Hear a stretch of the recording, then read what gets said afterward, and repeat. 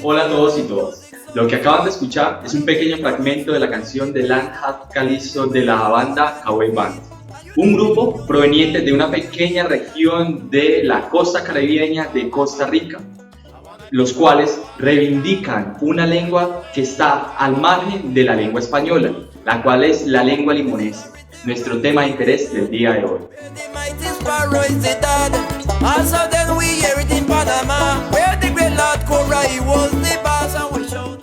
Mi compañero y yo les vamos a hablar del texto de Anita Herfels denominado El multilingüismo y la identidad afrolimonense en Costa Rica, un trabajo del 2003 que explora cómo el lenguaje es un símbolo identitario de mayor importancia, especialmente para los grupos subordinados lingüísticamente. Estamos hablando específicamente de cómo la población afro ha sobrevivido junto con su lenguaje en el territorio de Limón en Costa Rica. Ahora sí, vamos a pasar a hablar de la autora. Ahora hablemos un poco de la autora. Anita Herfels fue profesora del Centro de Estudios Latinoamericanos de la Universidad de Kansas, oriunda de Buenos Aires, Argentina, ganadora del premio Michael J. Young y el premio de la enseñanza del Centro de Excelencia en Educación. También ganó en el 2005 el premio Provost Award. Se destaca por estudiar durante toda su vida al criollo limonense de Costa Rica, pues fue profesora de lingüística en la universidad donde mostró su interés en la cultura limonense. Entre sus publicaciones se encuentra el panorama teatral de Costa Rica en los últimos 3 años, 1971, las causas sociales de la desaparición y del mantenimiento de las lenguas en las naciones de América, 1999, Me Can Tell You, la lengua criolla, en el 2002, entre otros escritos donde destaca la importancia de la cultura costarricense. Ahora pasemos a otro de los apartados de esta exposición, el cual es el tema y la hipótesis del texto de Anita Herfels. En el caso del tema, lo podemos encontrar explícitamente en el primer bloque del texto, es decir, en la introducción, y dice de la siguiente forma: el idioma como símbolo de identidad de un grupo es uno de los elementos más importantes en la preservación de un idioma en el caso de grupos lingüísticos subordinados que se dan en situaciones de bilingüismo o multilingüismo. Asimismo, la hipótesis también la podemos rastrear o de cierta forma encontrar a lo largo de la introducción del texto. Nosotros lo hemos redactado de la siguiente forma: el idioma no tiene un estatus único como marcador de la identidad. Los elementos más importantes son el sentido subjetivo del grupo, como la etnicidad, el nacionalismo y la relación entre ambas. Sin embargo, es posible hacernos la siguiente pregunta: ¿el idioma funciona como símbolo identitario de un grupo y preserva las lenguas subordinadas, como es el caso de la lengua dominante en Limón, Costa Rica? Bueno, así es como más o menos hemos ya tenido una idea de lo que es el tema y la hipótesis de esta exposición. Pasemos a ver los argumentos. La estructura del texto se divide en 4 bloques. En el segundo y en el tercer bloque se encuentran los argumentos más importantes que desarrollan la idea del texto de Anita Herfels. Bien, como primer argumento, la autora expondrá que el idioma no viene a ser un componente de la identidad como tal. Si bien es un elemento importante, pero hay ciertas características que complementan una cultura o un grupo, tal como sucede en Costa Rica. Pues a partir del siglo XVI, XVII y XVIII, en donde se da la cuestión de la colonización y llegan los esclavos negros, se mezclan con los indígenas en Costa Rica y también con los españoles, es a partir de allí donde se empieza a crear un nuevo lenguaje, a partir de las relaciones entre los habitantes. Por ejemplo, el historiador Norman Smith dice que en Costa Rica hay 55 hablantes de criollo limonense, 100.000 hablantes de criollo panameño, 40.000 hablantes de criollo de la Costa Rica Mosquita, 500.000 del criollo Rama Jai de Nicaragua y 115.000 del criollo beliceño. ¿Qué sucede? Al haberse cruzado estas diversas lenguas, empieza una lucha, ¿cierto?, del criollo limonense para poder perdurar a través de la historia con su propio idioma y con su propio lenguaje, y de esta manera consolidarse como cultura a través de un lenguaje común bien denominado pidgin. Ahora pasemos al segundo argumento que tiene el texto de Anita Hertzfeld, denominado Antecedentes etnohistóricos en Costa Rica. En este apartado o en este argumento se explora, o mejor aún, se muestra todo un panorama de lo que ha sido la población afro en esta región, especialmente desde los tiempos de la colonia hasta el presente. Para ello, esta autora toma como base el texto de Michael Olin, denominado The Negro in Costa Rica, An Historical Perspective. Este texto dice que hay tres grandes momentos o tres cambios que identifican la población afro en Costa Rica. El primero de ellos es el poderío de la colonia en estas tierras. El segundo, el control del pacto que tiene la United Fruit Company en la región limonense, y el tercer momento es las revoluciones o las reformas que se hacen en 1948. Asimismo, Olin también dice que para cada uno de estos momentos existe un ser, por así decirlo, que identifica cada uno de estos periodos. Así, el primero tenemos al africano, luego en el segundo periodo tenemos al afrocaribeño o al afrocaribeño de las Antillas, también como él lo denomina, especialmente migrantes de Jamaica, y en el tercero ya tenemos puntualmente al afro-costarricense. Para mencionar algunos aspectos relevantes de este argumento, cabe decir que Olin describe que no hay una continuidad entre el africano del primer periodo y el afrocaribeño del segundo.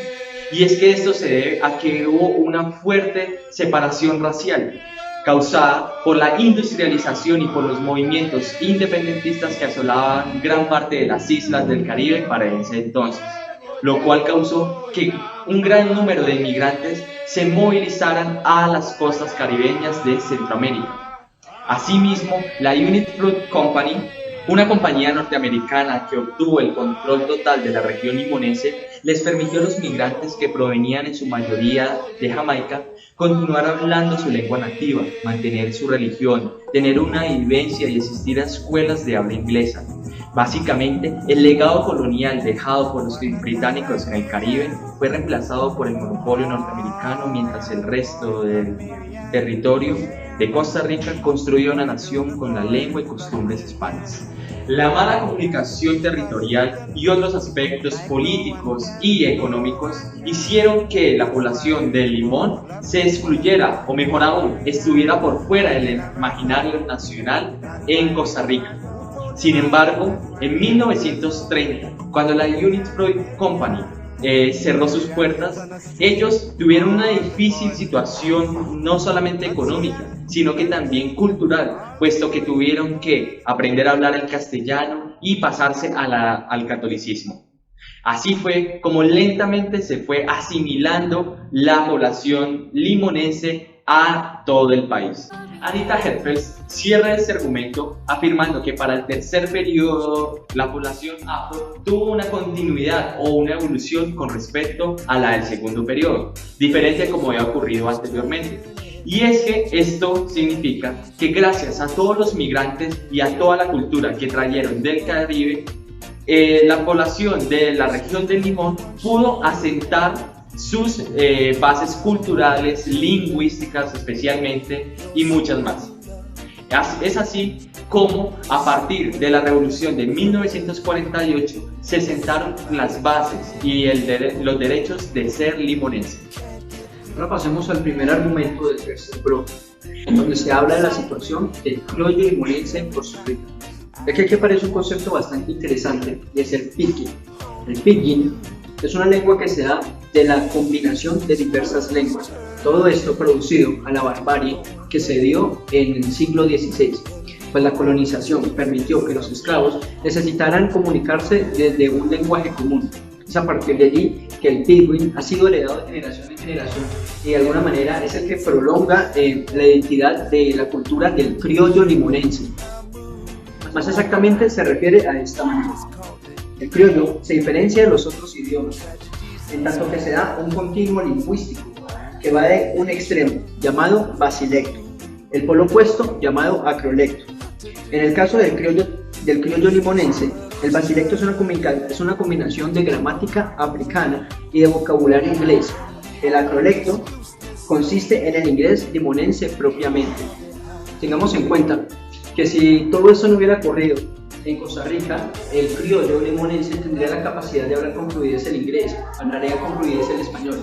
Pero por lo que mencionado anteriormente, esta necesidad de comunicación entre el grupo que ha sido oprimido es lo que ha hecho que este concepto o este lenguaje pidgin le dé una identidad a este grupo de criollo limonense a lo que vemos en la actualidad. Anita Hertzfeld, en su último bloque argumentativo, hace una reflexión dialógica en la cual afirma que cuando se ponen en contacto dos grupos con diferentes lenguas, siempre habrá un grupo subordinado que abandone su lengua materna ante la lengua del grupo superordinado. Sin embargo, también puede existir que en el grupo subordinado los vínculos entre los hablantes se refuercen y en este caso, por un sentimiento de identidad, la lengua sobreviva.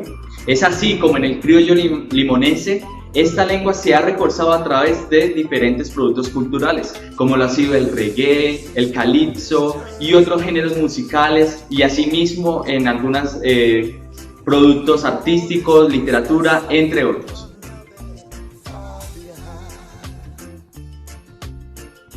Para concluir, la preservación de la lengua va ligada a la globalización y al contexto sociohistórico, es decir, que siguiendo los parámetros de Anita Hertzfeld, el idioma o la lengua hace parte de la identidad, lo que nos ayuda a consolidarnos como algo propio, a ser conscientes de esta característica.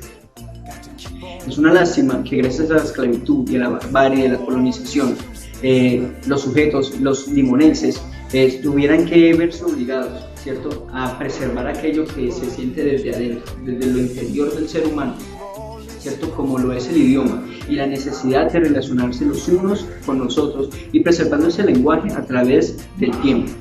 Un caso tal sucede en Perú, donde en algunas zonas del Perú aún se habla en quechua, se habla en aborigún y se habla en aymara, aparte también del idioma español.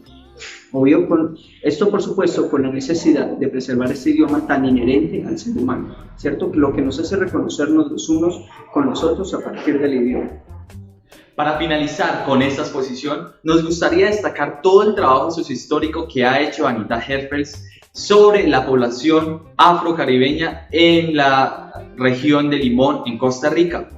Y es que es bien sabido que en el campo lingüístico las diferencias entre dialectos y lenguas a veces es muy borrosa, sobre todo porque las instituciones nacionales siempre proclaman una única lengua y exclusiva para un gran número de gente.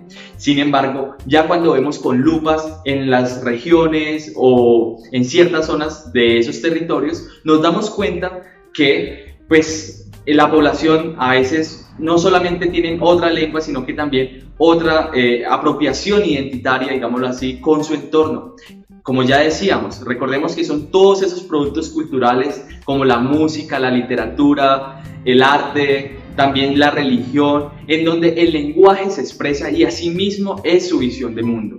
Así nos gustaría finalizar el trabajo de hoy, mostrándoles el increíble panorama y el alcance que pueden tener las lenguas y pues aquí puntualizándolo porque es el tema de nuestra exposición con la cultura afro. Espero que les haya gustado, compañeros y compañeras, y aquí cerramos el día de hoy. Bueno chicos, espero que les haya gustado mucho la exposición. Les deseamos unas felices fiestas, una feliz Navidad. Nos vamos a estar encontrando y nada, próximamente para el grado, ¿no? Para el grado en diciembre. En diciembre del próximo año. Dale, chao chicos. Nos vemos en abril en grado.